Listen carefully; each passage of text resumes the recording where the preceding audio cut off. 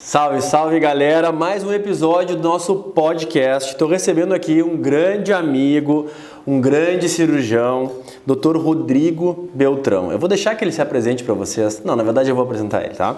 Gente, o Dr. Rodrigo é cirurgião bucomaxilofacial, conheço ele há bastante tempo já, temos uma boa parceria e eu trouxe aqui porque esse cara, ele tem um currículo fantástico no Brasil, fora do Brasil. O pai dele tirou os meus sisos lá atrás, quando eu não era dentista ainda na faculdade.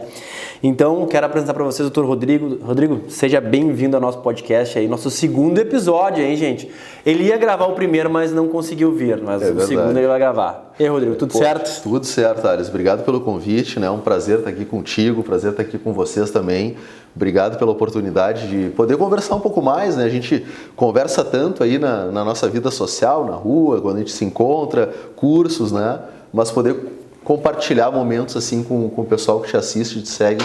Fico bem lisonjeado aí com o convite. Obrigado mais uma vez aí. Eu que agradeço ter vindo, porque hoje, né, o nosso alcance, as mídias, o profissionalismo, ele vai muito além daquilo que nós fazemos no consultório, porque nós estamos sendo vistos em todos os lugares, né? E as pessoas gostam de saber o que tem por trás. Não só aquele profissional que faz determinada técnica, mas sim porque tem por trás família, amigos, né, hobby e, obviamente, a área de expertise. E é isso que nós vamos abordar hoje aqui. Vou sugar o Rodrigo hoje, essa informação dele. Né, Rodrigo? Fica à vontade, cara. Obrigado. Me fala, quem é o Rodrigo? Eu vou te fazer aquela pergunta de psicólogo. Certo. Daí tu pergunta assim, quem é o Rodrigo? Daí tu fala profissional, não. Nós queremos saber quem é o Rodrigo pessoa. Não queremos saber quem é o Rodrigo cirurgião. Me conta aí um pouquinho sobre a tua família. Como é que tu entrou na odontologia, quais são os teus hobbies, o que tu costuma fazer aí nas tuas horas vagas sem ser só odontologia? Te apresenta aí pro pessoal aí um pouquinho da tua história. Tá joia, então tá, pessoal, prazer, meu nome é Rodrigo, né, Rodrigo Beltrão, então tirando o doutor Rodrigo, né, enfim, Rodrigo, casado com a Helena, pai do Vicente, eu tenho um filho só, hoje está com 12 anos, né. E, enfim, gosto muito de curtir a família. Família é um local que eu, digamos assim, é a minha base, né, o alicerce todo aí que eu tenho. Eu sou de uma família de dentistas também, então eu tive o prazer, né, a oportunidade de aprender com os meus pais, além de escrever, de caminhar, de se comportar, das boas maneiras, né? E dos valores também pude aprender bastante da profissão com eles, né? Então, o meu pai, principalmente, referência na cirurgia bucofacial aí do Rio Grande do Sul, do Brasil, tive essa oportunidade, né? Uma dádiva aí de poder ter um pai de destaque e, digamos assim, o compromisso de superação também, né? Porque isso também envolve, né, muita coisa. Então, eu sempre trabalhei em família, estive em família, ficar em casa com a família é uma coisa que eu gosto bastante. E de hobbies, assim, que eu tenho muito, cara, viajar, né, sair com a família. Não precisa ser uma viagem muito longa, uma viagem muito distante, às vezes só pegar o carro e sair já é bacana.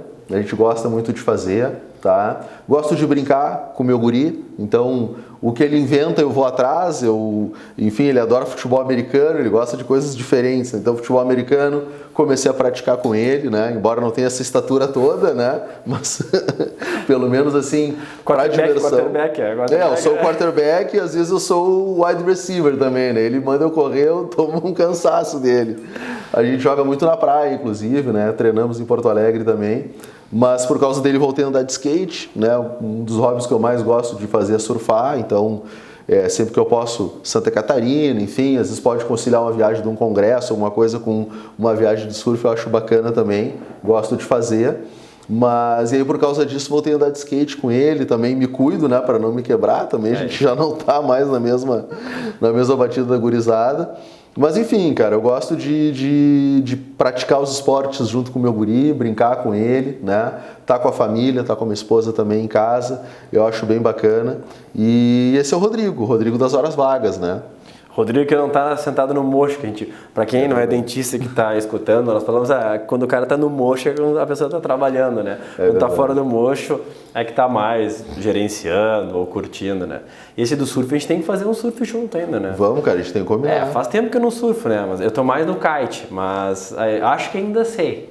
Vamos futebol americano eu vou passar. Tá bom. Porque a chance de eu quebrar o dedo, a mão, me tropeçar vai ser grande. Cara, mas legal ver assim a tua relação com a família, porque não existe como tu separar o profissional do pessoal. A pessoa, ela é uma só. Né? Então, quando tu vê aquela pessoa que ela é boa com a família, com os filhos, tu vê aquela dedicação, aquele carinho, isso ele traz para a profissão. E é assim que tu é na tua profissão, né? Eu te conheço, sei como é que tu atua, então aquele carinho que tu leva para o paciente, que tu leva para a tua equipe, não tem como separar, né? Não tem como tu ser um excelente pai, um excelente marido, ter uma família maravilhosa e cuidar dela e ser um cara mau caráter no trabalho e vice-versa. Não tem como fazer isso.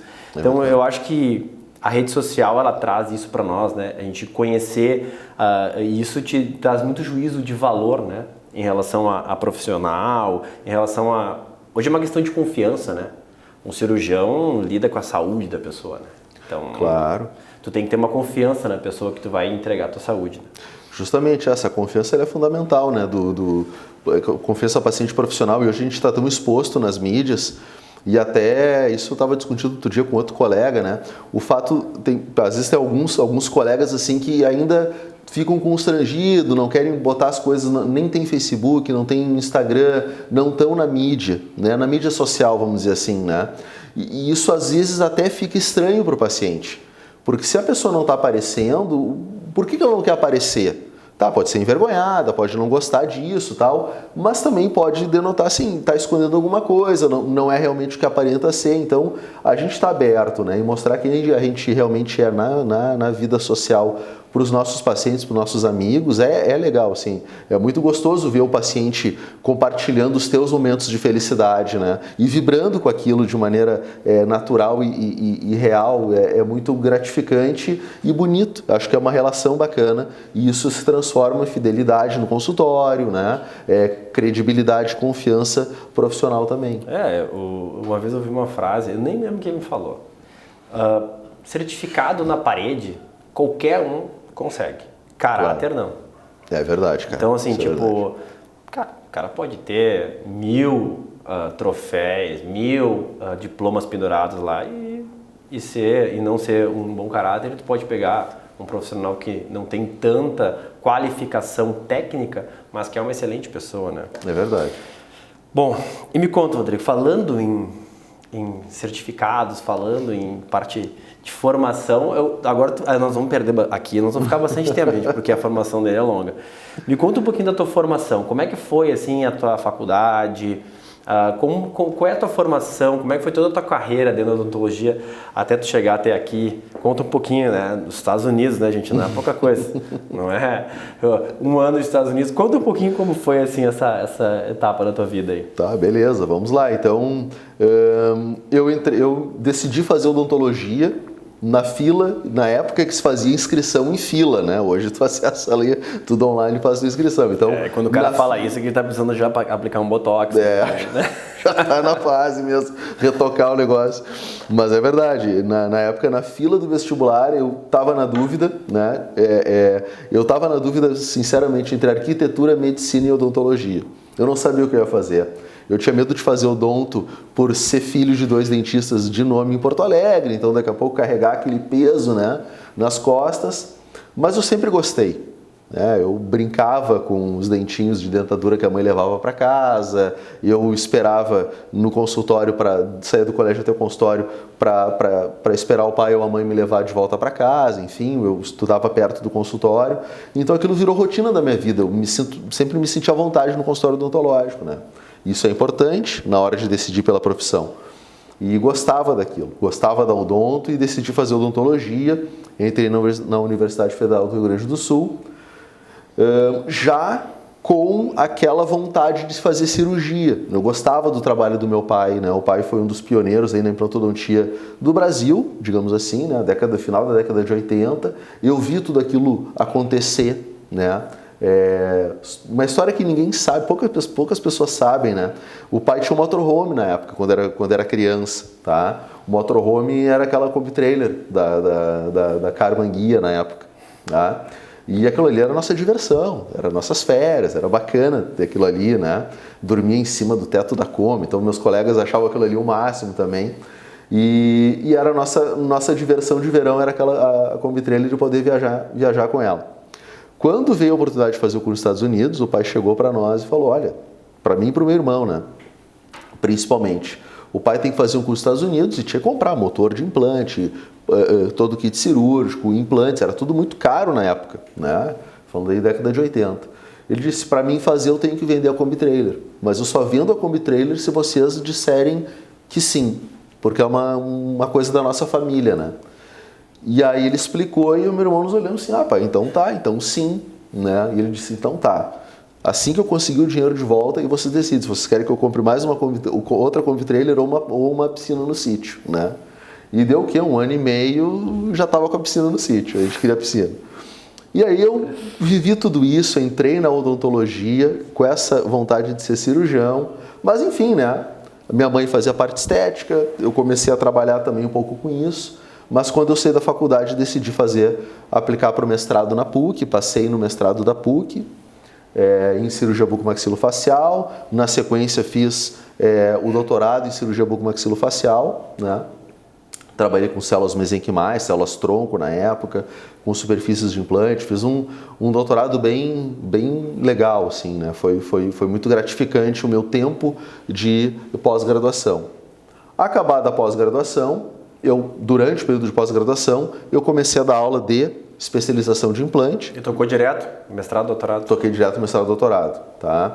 O que é uma decisão difícil, que tu tá querendo começar a trabalhar com mais força, já tá cansado de estudar, mas muitos que pararam ali não seguiram em frente, né? Então eu optei por tocar direto e eu tive eu tranquei, basicamente, eu parei o doutorado durante uns 2 anos, assim, porque eu cheguei num padrão de estresse bem grande e o consultório te chama, né? Tu precisa... Só quem fez o doutorado e mestrado sabe o estresse. Sabe como é que é, né? Mas eu retomei, finalizei, né? E estava já trabalhando e dando aula, trabalhando no consultório, dando aula na especialização da Sobracide, de implantodontia, né? E aí, sempre participando de congressos, organizando eventos em Porto Alegre, a gente começou a ficar muito próximo do Dr. Peter Moy, que é uma sumidade na implantodontia, principalmente na área de enxertia óssea e também da cirurgia guiada, né?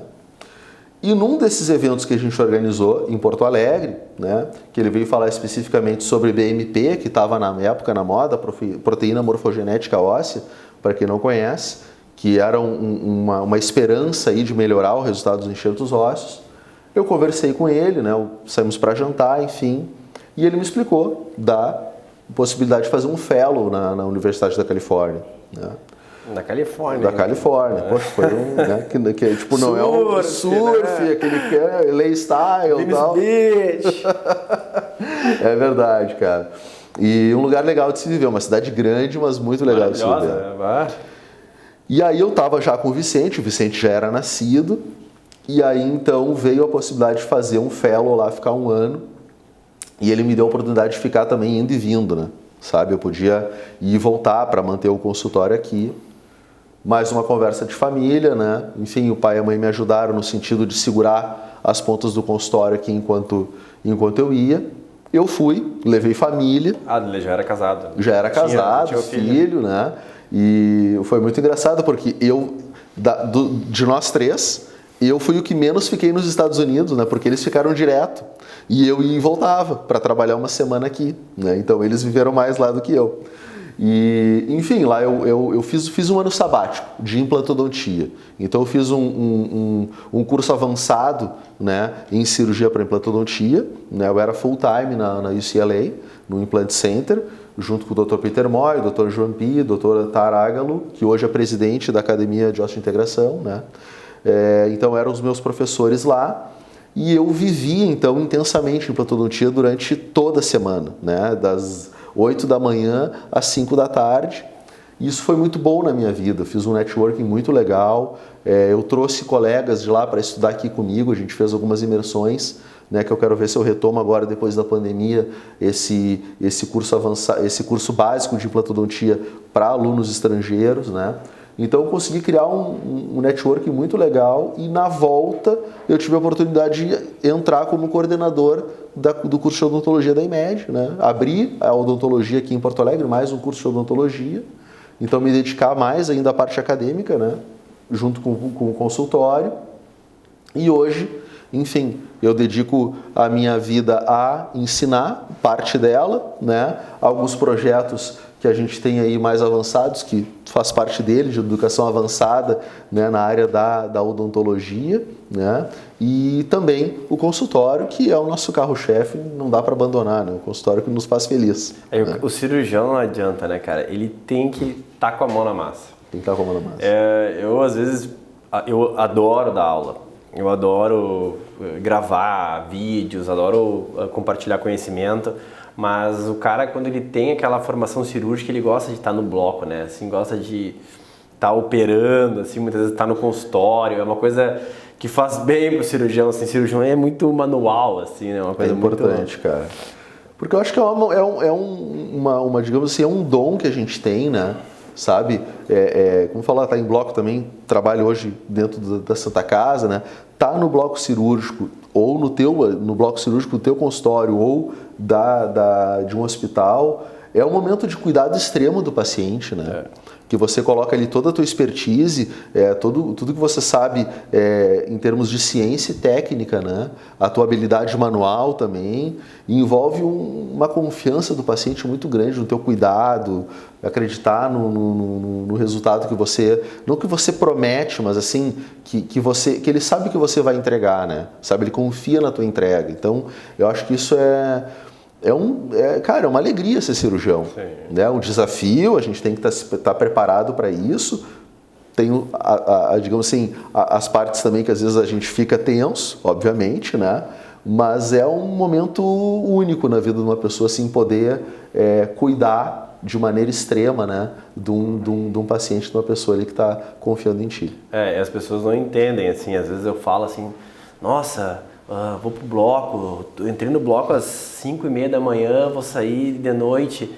E as pessoas ficam pensando assim, cara, como é que vocês podem gostar de ficar trancado no hospital o dia inteiro, né? Dentro do bloco, né? Que é um ambiente que as pessoas geralmente têm um certo receio, né? Mas não adianta.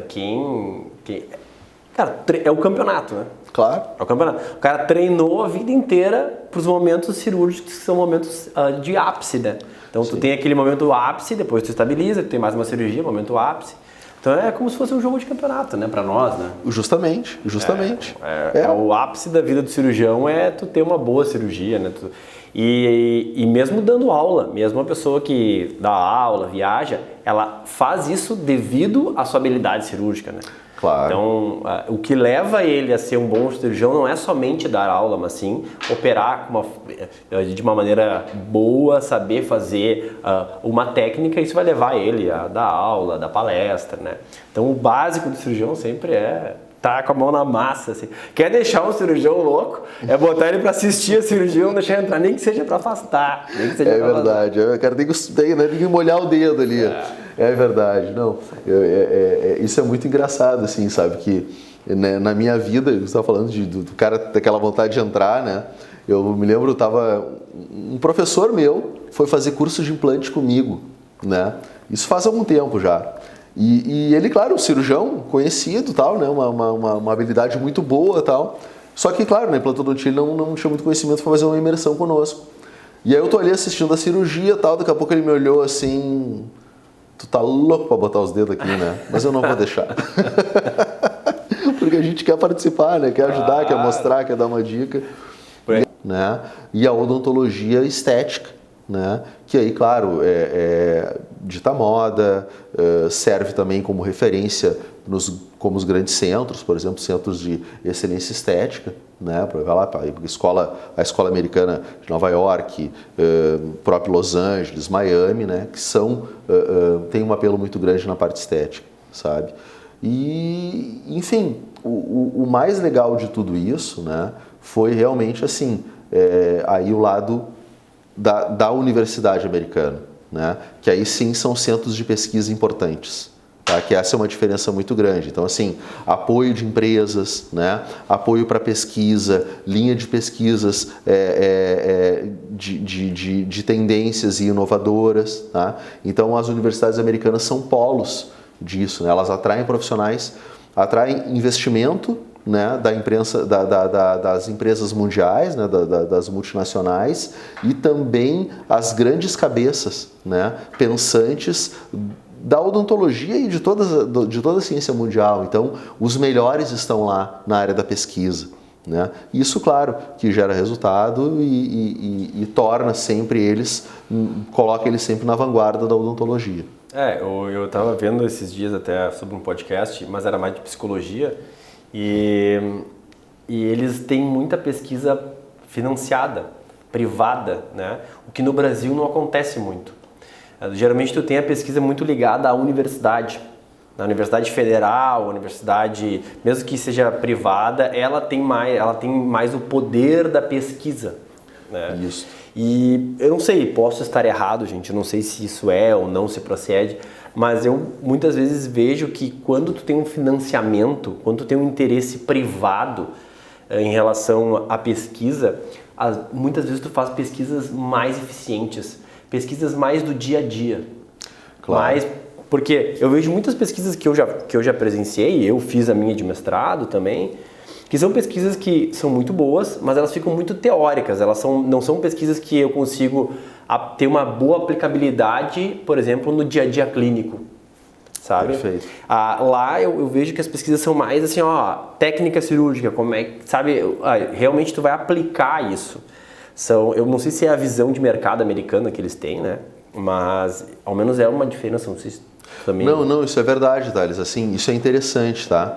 Porque mesmo as universidades públicas lá, elas têm um lado privado do business, principalmente em relação a fomento, né, para pesquisa e investimento financeiro na própria universidade, tá? Então, assim, o professor universitário lá, ele ganha o salário dele, certo? E dependendo da performance dele em atrair investimento, né, ele pode triplicar o valor que ele recebe ou quadruplicar. Então, muitas vezes o professor está muito mais dependente do rendimento que ele tem pesquisando, né, e ele vai aumentando, e digamos assim, ele vai escalonando a credibilidade dele em pesquisa, né? Então, por exemplo, por que o Peter Moy, né, é procurado pelas empresas para pesquisar? Porque ele bota o nome na pesquisa, ele é uma pessoa séria, uma pessoa de respeito internacional e que já publicou vários estudos sérios. Então, ter uma pesquisa com a chancela de um professor X, e aí tem vários, né, cara, na área da implantodontia, aí, imagina, sim, mundialmente conhecidos, que quando colocam o nome na pesquisa, dá credibilidade ao resultado da pesquisa, né? Então, essas pessoas acabam ganhando investimento em pesquisa e trazem isso para dentro da universidade. Por exemplo, pegar como o Peter Moy, né? O Peter Moy tinha uma posição de Endowed Chair, tá? Que era patrocinado por uma empresa de implantes, ou seja, o salário dele dentro da faculdade era pago, a posição dele era sustentada por uma empresa, por um investimento. Existem famílias que investem pesquisa nas faculdades e pagam professores de renome. Por quê? Porque um professor como o Peter Moy, que vai faturar muito mais no seu consultório, né, é importante que ele esteja na faculdade. Então, a faculdade e a própria ciência, né, acham uma maneira de mantê-lo lá, esse investimento e essa maneira de investimento em pesquisa, sabe? Então, isso é uma diferença importante lá. As nossas faculdades, elas ainda não estão prontas para isso, né? Vamos dizer, a minha a faculdade tal, o centro de formação tal, sim, existem locais no Brasil que já têm esse mindset e estão crescendo com isso. Tu vê os parques de tecnologia que tem nas universidades, né? Mas ainda é muito distante daquilo que pode ser, olhando, né, essa performance assim, de fomento de pesquisa dentro das universidades americanas e europeias também. Ver como uma empresa, né? Claro. É fundamental, é que nem hoje no Brasil acontece isso muito no business, né? A pessoa vai fazer um business, vai fazer, sei lá, uma empresa, ela convida um sócio lá que é um cara muito bom na área, um cara muito bem desenvolvido na parte de gestão, né? Um CEO de empresas famoso, isso dá chancela ao projeto, né? Justamente. Então, quando tu fala, fulano de tal tá nesse projeto, pô, se o fulano tá, é um projeto bom. E isso no Brasil, eu vejo um pouco também, que nem tu falou, né? Mas acho que tem que crescer muito. Porque a própria odontologia não se vê como empresa.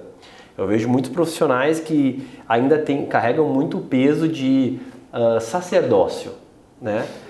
Eu sou profissional da saúde, eu tenho sacerdócio de ajudar o próximo, eu não posso pensar no meu lucro, eu não posso pensar somente sim, em ganhar, eu tenho que fazer muita filantropia, né? E isso é muito bom de fazer, óbvio, mas também tem a parte de que nós profissionais, quanto mais nós conseguimos ter um ganho financeiro, ainda mais num país como o nosso, que nós temos que arcar nós mesmos com a educação, né, e com a nossa atualização profissional, quanto mais eu consigo ganhar, mais atualizado eu vou ficar. Claro. Né? Eu vou conseguir viajar para os Estados Unidos para fazer um curso, eu vou conseguir viajar para a Europa, eu vou conseguir viajar dentro do próprio Brasil, né? Então, embora hoje isso esteja melhorando muito, ainda as pessoas têm que ver um pouco mais com visão de business, né? Justamente, essa visão ainda falta, né? Eu concordo contigo, assim, ver a tua atuação profissional com business, né? E isso é um exemplo americano. Eu participei de um fórum de residentes, tá? Para quem estava acabando a formação de residência, porque lá o periodontista também faz residência, a prótese também é residência, a especialização lá é full time também. Então, até patrocinado por uma empresa, a Straumann fez o fórum de residência, né? Então foram residentes da cirurgia, da periodontia, da prótese e da implantodontia. Fui eu representando o CLA, né? E foi um fórum de gestão. Eu achei que aprender sobre odontologia, técnicas e tal, digamos assim, uma consolidação da empresa dentro da tua clínica, por que é importante trabalhar com a empresa X e tal. E na realidade não, cara. Foi um fórum, foi um encontro, foi um fim de semana falando sobre gestão. Como começar um negócio, né? Como ter clientes dentistas que são os referidores, né? Porque lá também isso é muito escalonado, né? O clínico geral é aquele cara que atende a família, que atende a comunidade, o bairro, né? E existem os especialistas e os super especialistas. Então, como é que tu te posiciona dentro dessa linha? Como é que tu te relaciona com referidores? Como é que tu cria uma rede digamos assim, de indicação, né, dentro da tua profissão? Isso reverte em rendimento, falando um pouco de gestão. E eu achei aquilo incrível, porque isso a gente não aprende na faculdade, nem na pós-graduação. Como fazer gestão. É o mais difícil. É o mais difícil. Eu, quando fui em 2019, cara, foi assim, eu quase fechando tudo, né? Dezembro de 2019, a Straumann fez um projeto que eles chamavam de Cool Online Opinion Leaders, né? Key Online Opinion Leaders, né? Que a sigla é Cool. Só que foi um projeto internacional. E, na verdade, eu não falava nada de inglês, assim, muito pouco, né? E me convidaram para participar por eu sempre estar nas mídias e, né? Realmente fui reconhecido, gente, depois de tantos anos ali, né? No Instagram, né? Começando lá. Mas, enfim, aí eles me convidaram para participar de uma seleção mundial, né? No caso, a seleção seria brasileira, porque eles estavam escolhendo profissionais de cada país. Bom, eu fui selecionado, né? E quando eu fui para lá, eu esperava a mesma coisa que tu. Eu esperava discutir odontologia, discutir implantodontia, né? Discutir coisas relacionadas à técnica, que é o que a gente tem na cabeça, né? O cara que se forma na universidade, ele tem a cabeça de técnico. Isso. Né? Ele executar. Fui para lá, né? Foi a primeira vez que eu viajei de executiva, pessoal. Né? Cheguei lá, eu cheguei a olhar, ela falou assim, esse aqui, eu falei, esse assunto aqui? Tá bom. Não vou dormir, vou comer e beber bastante, principalmente quando tu ganha, claro. É depois tu voar na econômica de novo. Claro, então não quer mais, né? É brabo, é verdade, cara. Mas enfim, quando eu cheguei lá, cara, tinha 15 profissionais do mundo inteiro, Estados Unidos, da Europa tinha português, tinha 2 portugueses muito bons, tinha pessoal da Noruega, tinha o pessoal da França, cara, tinha caras muito bons, tinha um que é referência nas mídias sociais de Portugal. E quando eles começaram ali, o mundo todo, gente, né, tinham 4 brasileiros, né, que eram 2 de São Paulo, um do Rio e eu aqui do Sul, e do Brasil todo, que é da seleção, né, e aí depois do mundo todo tinha. E, cara, eles começaram a conversar, nós fomos fazer um treinamento de vídeo, de mídia. Pô, que legal, cara. Né? Então, eles fizeram conosco um treinamento de posicionamento de câmera, Primeiro eles fizeram uma logística de grupo, assim, nós nos apresentamos, né? Eles apresentaram vídeos nossos e nós tínhamos que gravar em inglês, né, galera? Em inglês. Inclusive eu fiz aula com um professor que deu aula pro Rodrigo, né? É verdade. Lui, né? Fazia aula, cara, 6 da manhã, quando eu fui selecionado eu tinha 3 meses para aprender. Então eu fazia aula todo dia às 6 da manhã com ele, 3 vezes por semana, né, e estudava e tal para conseguir me comunicar lá. Assim, eu falava muito pouco de inglês, tinha só do mestrado, né, a proficiência. Sim, aquela coisa mais, aquele inglês profissional de leitura e escrita de artigos, enfim, mas não o inglês coloquial do dia a dia, né? Não fluente, Claro. E, cara, foi uma das experiências mais incríveis da minha vida, porque eu tava aprendendo não técnica que eu sei, né? Claro que tem técnicas diferentes, mas, cara, na maior parte das vezes técnica, tu pega um bom livro, um bom artigo, tu aprende. Eu aprendi, cara, posicionamento, postura, fala, usar um teleprompter, né, que é aquela coisa que tu vê os caras de ponta fazendo isso dentro da profissão. Cara, e outra, a melhor coisa do mundo, que tu vai concordar comigo, é quando tu sai daquele treinamento e senta num bar, começa a beber, tomar um drink, uma cerveja, conversar e trocar experiências. O networking é tudo, né, cara? E aí, cara, foi uma das coisas mais incríveis e eu não aprendi nada de técnica, mas aprendi muito de odontologia. Claro, não, mas essas experiências são fundamentais na nossa vida, assim, quem tiver a oportunidade que faça, né? Porque, enfim, digamos assim, quando você vai assistir uma palestra, os filmes americanos, né? Quanto tempo o Brasil demorou para chegar no padrão de filme americano, né? Enfim, por que isso, né? Porque é a atenção ao detalhe, não é só dar uma palestra do que sabe falar. Você, cara, uma pessoa que é bom profissional, que estuda, vai dar uma boa aula, vai dar uma boa palestra, né?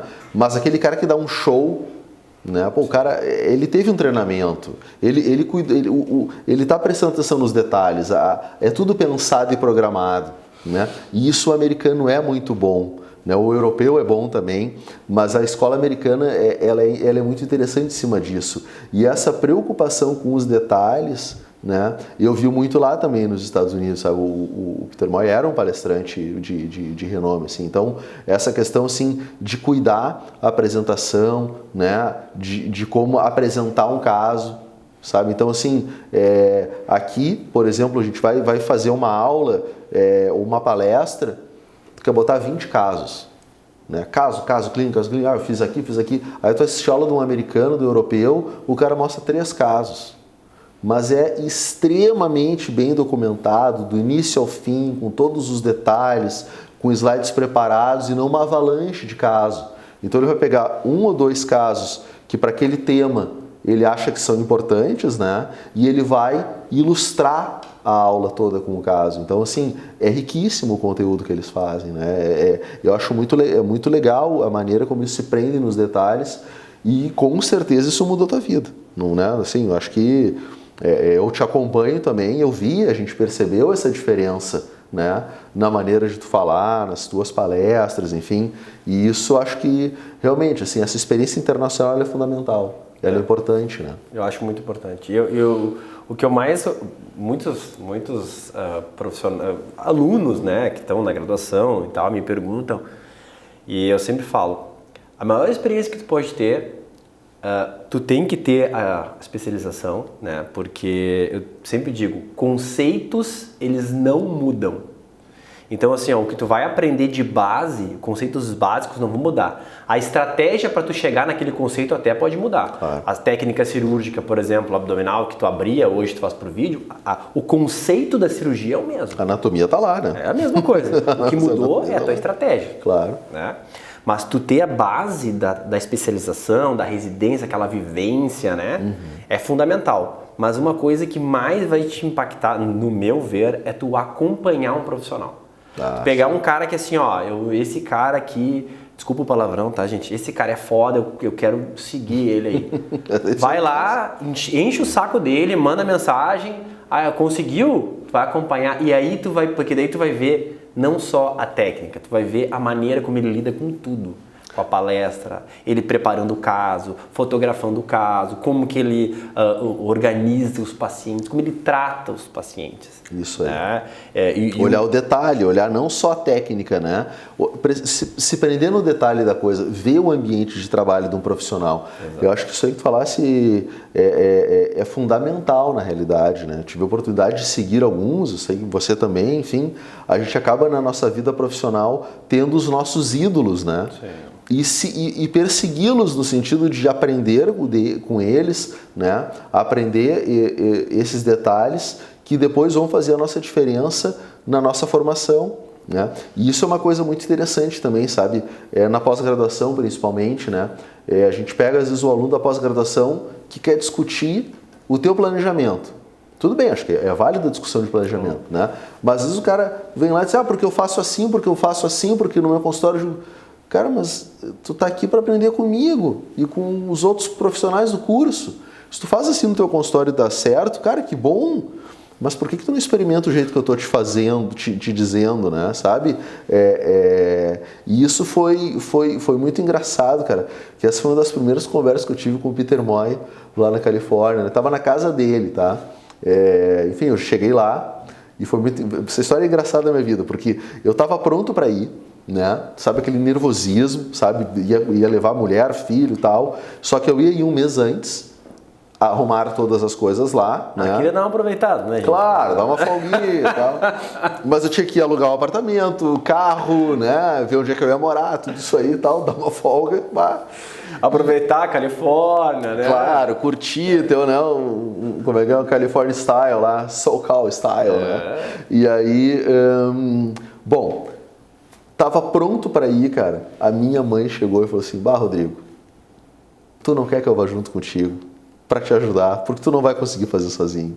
Tu vai estar na faculdade, tu vai estar fazendo um monte de coisa, tu tem que aproveitar teu curso, eu vou te ajudar. Aí depois tu leva a Helena e o Vicente e eu venho embora. E foi ótimo, porque ela me ajudou mesmo, cara. Tá? Eu tive um belo... E mãe também, né, saiu para isso, né? E fazer aí a comidinha dela, cuidar de ti, né? Claro, não, foi tribom. A gente morou acampado 3 semanas no hotel, eu e minha mãe. 3 semanas no hotel e 1 semana acampado sem móveis, porque comprar móvel, né? Daí trazer, montar, aquela coisa, foi uma loucura. Mas foi bacana. Mas o engraçado é que daí, como o Peter Moy soube que a mãe estava lá, nos convidou para jantar na casa dele, né? Porque não é comum, assim, receber aluno e tal. Mas a gente tinha um relacionamento muito legal, fomos na casa dele jantar, né? E a gente está ali conversando depois da janta e tal, e falando, e discutindo cirurgia. E ele falou brincando, assim, você falou brincando, mas verdade, né? Ele falou assim, pois é, Rodrigo, vou te dizer uma coisa, tá? Eu sei que tu é um cara muito experiente e tu já tem uma escola com teu pai também no Brasil, né? E eu respeito muito isso, mas eu só quero que tu entenda uma coisa. Tu veio aqui para aprender como eu faço e como a UCLA faz, não como tu faz. Eu digo, ótimo, é isso que eu quero. Eu não vou fazer nada diferente do que vocês, do que a gente discutir, né? Porque, cara, eu tô indo lá para aprender. Então, a mesma coisa, você vai lá fazer um curso de apresentação. Ouve o que o cara tem para te dizer, né? Vê, traz para casa, né? Digere aquilo ali e daqui a pouco você vê que realmente tinha razão. Era melhor em algumas coisas, né? E isso vai te fazer crescer profissionalmente. Então, como você falou, seguir uma pessoa no intuito de realmente aprender, né, como ela é e não para discutir o que ela está fazendo, é a melhor maneira de crescer profissionalmente, não tem dúvida. Sabe que até hoje eu tenho, quando nós fizemos lá na Suíça esse treinamento, teve um momento que, cara, foi vergonhoso, né? Porque, imagina, eu imagino ele conversando em inglês, assim, né? Deve ter uma fluência. Eu, na época, né? Gaguejando. Aí vocês imaginam, gente, passando um teleprompter em inglês, cara. Eu odeio gravar com teleprompter. E aí tava passando, cara, e eu em inglês, gravando aquela coisa. E aí as pessoas avaliavam, porque previamente nós tivemos uma avaliação, né? E até hoje eu tenho o papel dos meus pontos fortes de mídia guardado. Que legal. Que os outros caras top me avaliaram e eu avaliei eles. Então eu tenho guardado comigo quando eu começo a perceber que eu tô patinando, por exemplo, nos vídeos. Porque todo mundo acha que eu chego ali e gravo, né? E que eu nunca me preocupo. Cara, tem métrica, eu olho, às vezes os vídeos não performam como eu imagino. Claro. Às vezes eu tenho uma ideia e falo, cara, essa ideia vai ser maravilhosa. Eu posto, não vai, entendeu? Então, aí eu pego esse papel, cara, e vou lá e olha, quais são meus pontos fortes? Eu tô desviando dos meus pontos fortes. Porque se esses caras, que são muito bons, falaram que os meus pontos fortes são esses, vou explorar. eu vou explorar os meus pontos Claro, fortes. perfeito, Né? cara. É isso aí. E é isso exatamente o que tu falou. Deixar o cara te avaliar, olhar, aprender, ser humilde, né? É verdade. Eu brinco, tem que ser o mais burro da mesa. Quando o cara quer realmente evoluir, o cara tem que ser o mais burro da mesa. Isso é verdade. Você tá na mesa com pessoas que são menos que você, né? Você não vai evoluir ali. Exato. Você tá no topo, né? Então justamente tem que ser o mais burro da mesa, eu concordo contigo. E nessa hora também que falasse da humildade, né? E cara, isso é importante na nossa vida, né? Ser humilde o suficiente para virar aluno, sabe? Entendeu que na hora que você tem de aprender, por exemplo, teve uma oportunidade de ouro de fazer um treinamento fora, né, para ser um opinion leader, que é um prestígio, né? Mas isso te custou o quê? Aulas de inglês, voltar a estudar e estudar com muita força. E foram caras, gente, não era barato. Cara, não, Luiz, não tem coisa, eu sei como é que é. Ali não é barbada, né? É um investimento, tá? E a língua ainda é um problema que nos emperra, Brasil. Né? A gente não fala espanhol, que é a língua mais falada do mundo. A gente não fala inglês, sabe? Então, assim, e a gente mora do lado da Argentina e do Uruguai, né? E a gente consome produto americano há anos. Assim, digamos, poxa, se deu o trabalho de não botar... Tem pessoas que estão assistindo, assim, séries e filmes traduzidos, porque hoje tu traduz ali fácil. Bota pelo menos a legenda. Não, dublado não dá, gente. Não dá, né? Dublado, né? Sabe? Bota a legenda e já bota a legenda em inglês, né? Porque esse negócio do teleprompter, eu me lembro do Lui, cara. Foi uma das aulas que eu já estava falando bem inglês, eu estava pronto para ir para os Estados Unidos. E ele falou, e ele pegou um livro, né? Ele sempre deu aula muito com livro, com artigos, né? E ele disse assim para mim, e era um texto que eu não conhecia, né? Nunca tinha, assim, digamos, um assunto que eu não dominava, assim. E ele me deu, lê esse texto aqui, lê essa página em voz alta para mim, mas lê bem em voz alta, né? Lê a oratória, né? E eu peguei aquele texto para ler e li em voz alta, né? E ele perguntou assim, o que tu leu? O que tu aprendeu na tua leitura? E eu não digo, cara, eu nem me lembro o que eu li, né? E ele falou, viu, a tua cabeça ainda não está pronta para o inglês, porque você fala bem, você escreve bem, você lê muito bem, mas quando você junta leitura e fala, tu não consegue entender o que tu está falando, teu cérebro ainda não está pronto. E aí eu comecei a treinar isso. Eu imagino porque o teu nervosismo lá de ler um teleprompter em inglês, em voz alta, na frente de uma galera que está ali te avaliando, né? E, cara, é um desafio gigante, cara. Poxa, é uma experiência muito legal. E o teleprompter era assim, cara, era assim, porque o que a gente treinava era posicionamento de vídeo também. Tinha um cara de Hollywood lá. Imagina. Né? E o cara deu um treinamento, ó, o que tu faz com a mão? Por exemplo, tu quer falar, como tu vai usar a entonação da tua voz, a rapidez com que tu fala, as pausas, né?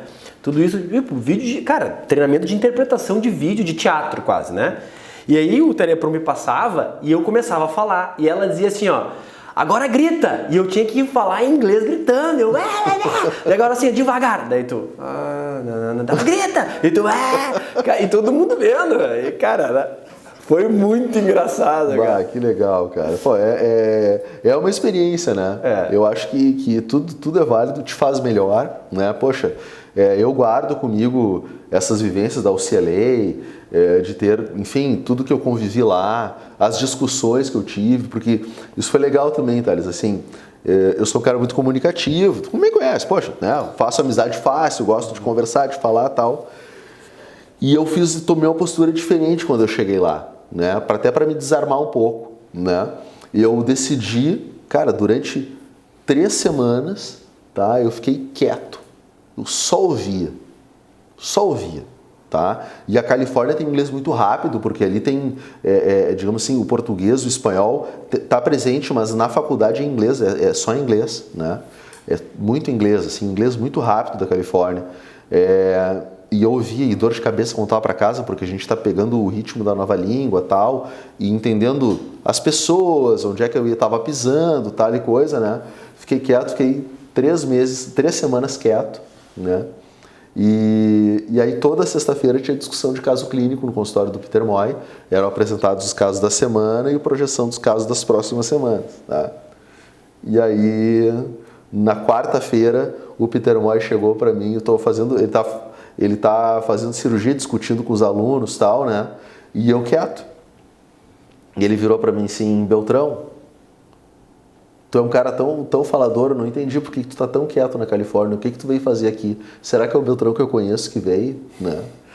E eu, não, professor, eu tô numa fase de mais ouvir do que falar, mas eu vou começar a falar. Né? E aí na sexta-feira, eu falei com a minha mãe isso aí, né? E aí na sexta-feira eu saí pra jantar com ela, tá? Ela assim, e aí como é que foi lá? Eu digo, mãe, hoje eu falei. E aí, briguei com todo mundo. Mudei plano de tratamento, discuti, dei minha opinião, aí... Não, mas aí tu começa a vivenciar, né? Tá? E no sentido de as pessoas começaram a me respeitar um pouco mais também, né? Porque, enfim, tu tá num lugar que ninguém te conhece, né? E eu tava até... Já usei esse exemplo muitas vezes assim, o jogador foi do Brasil pra Europa e lá não vingou, amarelou.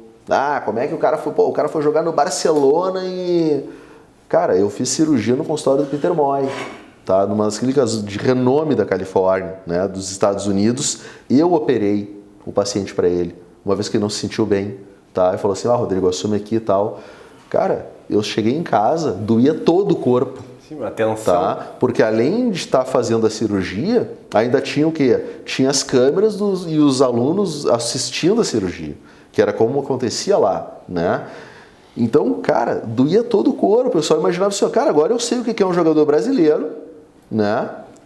Porque eu também, eu era um cara muito bom aqui. Mas quando eu cheguei lá, todo mundo do meu lado era muito bom ou melhor que eu. Ótimo, né? Então, assim, tu tá jogando num time de craques, né? E tu tem que jogar bem. E aí o cara dá pra ti assim, bola, cara, agora é tu que joga. Agora é tu que vai bater o pênalti. Dói todo o corpo, cara. Não é fácil jogar lá fora, né? Então, assim, eu entendo a vontade de vir embora, a saudade da família, não se adaptar com a língua, não se adaptar com a comida, com os costumes, né? Sabe? Então, assim, poxa, tive que aprender a conviver com árabes, que tem uma cultura bem diferente da nossa, conviver com indianos, que tem cultura diferente da nossa, sabe? Com os orientais também, que tem uma postura diferente, uma cultura diferente. Então, assim, respeitar as culturas, entender as suas peculiaridades, né? Mas também, tu também não pode pegar a cultura brasileira e né, jogar em cima deles, sabe? Então, tu também tem que te adaptar um pouco. E isso é difícil, mas faz parte do aprendizado. Então, a nossa vida, a gente tem que estar disposto a aprender, né? E aí a gente aprende e com isso a gente se torna uma pessoa melhor, com certeza. Mas tu vai se tornar um pedacinho de cada pessoa importante da tua vida, né? Bem isso. Tu vai ser uma união, porque às vezes as pessoas falam assim, porque a pessoa ficou mais velha e ela começou a criar personalidade. Não, é que ela foi construindo, né? A confiança, tu vai construindo a tua base de conhecimento, né? Porque imagina a tua vivência. Olha hoje quem é o Rodrigo que era há 15 anos atrás. O que tu conviveu, as pessoas que tu conheceu, né? O quanto que tu evoluiu como pessoa, como profissional, né? Porque evoluir como profissional não é só técnica. Claro que não. Né? É o nervosismo na hora da cirurgia, né? É tu manter a calma, é tu lidar com a equipe, né? Por isso que é tão... As pessoas falam assim, cara, é tão demorado tu crescer como cirurgião, tu chegar um chefe de equipe de um hospital muito... Cara, tu tem que ter uma bagagem... Sem dúvida. Tem uma bagagem atrás de ti, tem toda uma linha, uma curva de aprendizado que você passou, relações que você fez, né, que construiu também. Então, assim, ser cirurgião e ter um renome na cirurgia, né, é um caminho bem legal de se percorrer, porque envolve tudo que você falou, aprender pedacinhos de aprendizagem com cada pessoa que passa pela tua vida, e todo mundo tem alguma coisa para te ensinar, né? Cada hospital que você passou, cada paciente que você atendeu, cada professor, todo mundo vai te ensinar, e isso vai ser um relacionamento teu, de certa forma, político, no sentido, né, da convivência, certo? Você acaba se tornando também uma referência, um líder para algumas pessoas, sabe? E isso vai te colocar numa posição de destaque, né? E aí, com isso, a responsabilidade de manter performance em alto nível, né? Tudo isso é importante. Pô, o meu Dr. Thales operar, o meu Dr. Rodrigo operar. Pô, o cara tem que ser bom mesmo, Eu fiz cirurgia ao vivo, cara. Quando faz essa cirurgia ao vivo, que tá aí tu dá aquela expectativa, assim... cirurgia ao vivo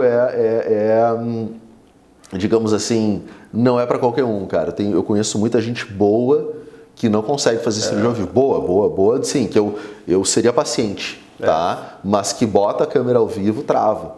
Cirurgia ao vivo. Cirurgia ao vivo tem um momento e agora, digamos, poxa, é o ápice do controle da emoção e da situação para o cirurgião, performar ao vivo, né?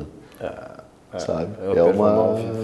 Operar ao vivo, fazer, porque o que está gravado, né? Claro. E existe uma expectativa em cima, né? A questão de quando tu fala, as pessoas olham para ti, elas têm uma ideia de que tu é um cara muito acima da curva, e elas vão te ver operar e tu tem que performar bem. Justamente. Tem que se dar com os talheres, né? Na cirurgia, a gente usa esse termo, tá? Cirurgião, quem é cirurgião sabe. Se dá com os talheres, tem que se dar com os talheres, porque cirurgião não se faz em aplicativo, tá? Bom, cara, nosso horário aqui, o Vini já me alertou ali que o nosso horário... Eu poderia ficar conversando com o Rodrigo aqui, né? Mas, Rodrigo, para a gente ir finalizando aqui, porque senão eu vou te atrasar, nós damos um tempo aqui. E essa tua inovação da odontologia que tu trouxe, foi essa odontologia inovadora que tu prega, né? Que é a inovação, tecnologia, dentro da odontologia, né? O teu papel na IMED, sempre, quando nós começamos lá, tu sempre falou de ter uma odontologia digital, de ter o curso de odontologia digital, né? Isso vem dessa tua vivência, assim?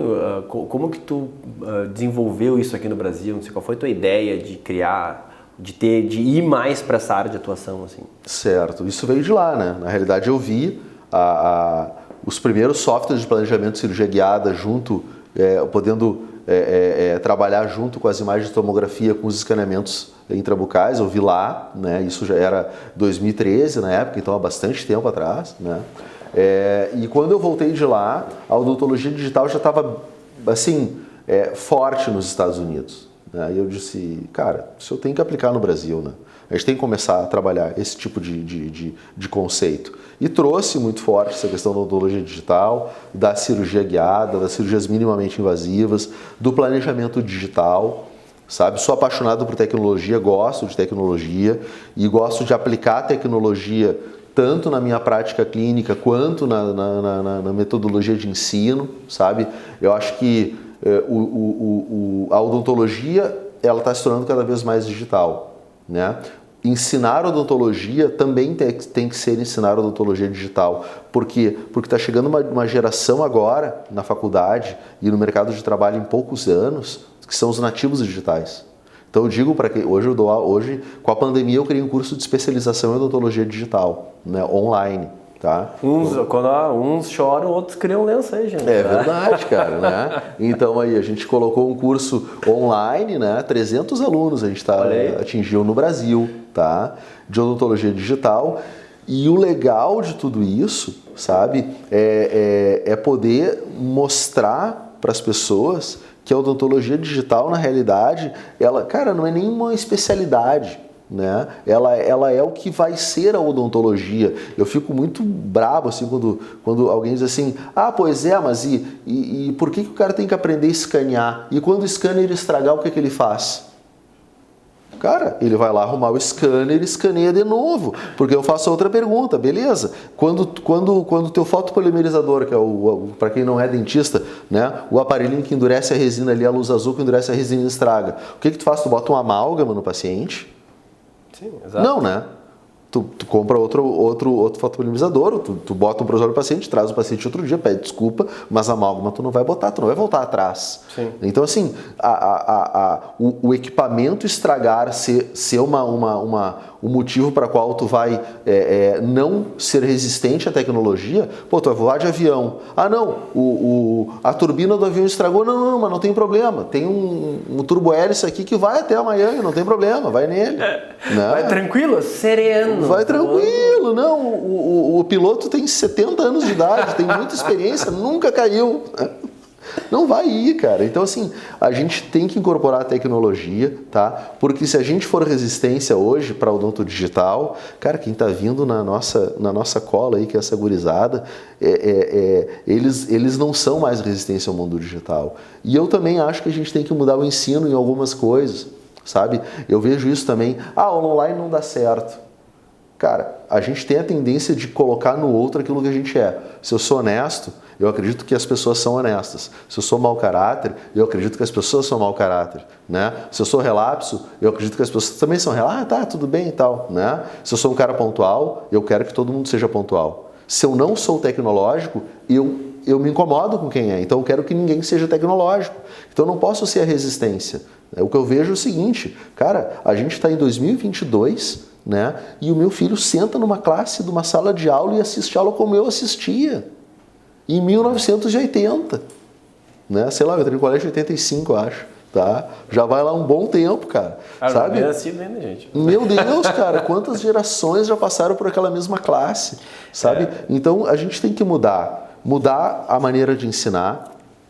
E não existe uma metodologia ainda que seja, né, aquela, digamos, a gente não acertou a mão nisso ainda. A gente tem que mudar a maneira de ensinar, porque as pessoas são diferentes hoje, né? As pessoas mudaram, né? O mundo mudou, a gente tem que mudar a odontologia. E eu acho que a tecnologia está aí para isso, né? Para a gente usar e nos fazer...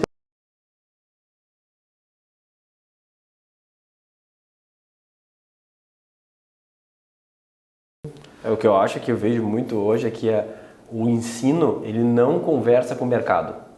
Eu acho um absurdo isso, tu aprender coisas na faculdade que tu jamais vai utilizar mercadologicamente falando, né?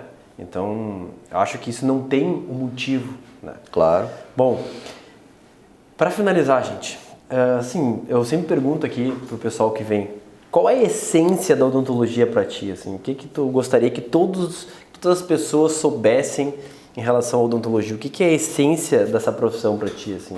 Essa é uma boa pergunta, né? A essência da odontologia, cara, a essência da odontologia é paixão, né? É paixão, tá? É você ser apaixonado pelo que faz, né? Ser apaixonado pelo teu paciente, ou seja, conseguir te transfigurar na imagem do paciente, poder cuidar, poder transformar vidas, né? Devolver sorrisos, sabe? Devolver esperança. Poxa, a gente trabalha numa área tão nobre da odontologia que é a cirurgia, né? Poder reabilitar uma pessoa, tirar uma deformidade facial, melhorar esteticamente aquela pessoa, devolver uma mastigação. Então, a odontologia para mim, cara, é paixão, sabe? É nós sermos apaixonados pelo que a gente faz, sabe? E poder fazer o paciente se apaixonar pela odontologia. Porque o paciente, muitas vezes, que a gente acaba tratando no nosso consultório, é aquele paciente que vem já desesperançado, sem esperança, né? Perdeu muitos dentes, tem uma deformidade, tem um problema que ninguém conseguiu resolver até agora, né? E a gente conseguir devolver esperança para ele, dar o sorriso de volta, dar a sua autoconfiança, sabe?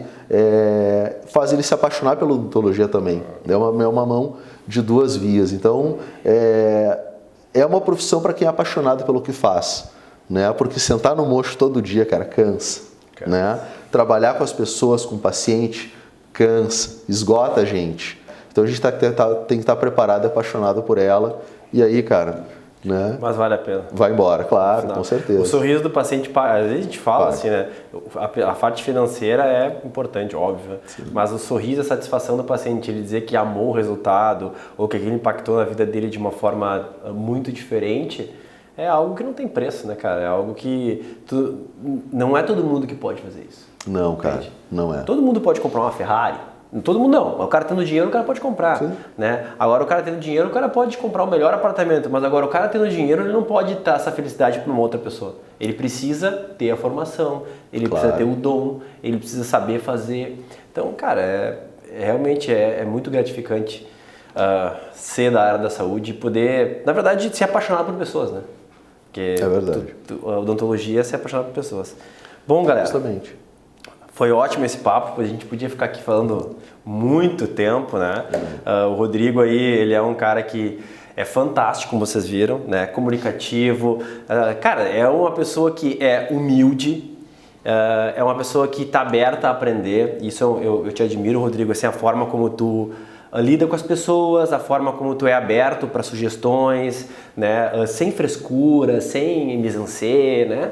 E ao mesmo tempo é um cara que tem uma bagagem absurdamente grande e que é melhor que muita gente que acha que tem aquela pompa de eu sou estrela, e no fundo não é, né? E tu tá aqui mostrando, olha o teu currículo, olha a tua vivência, né?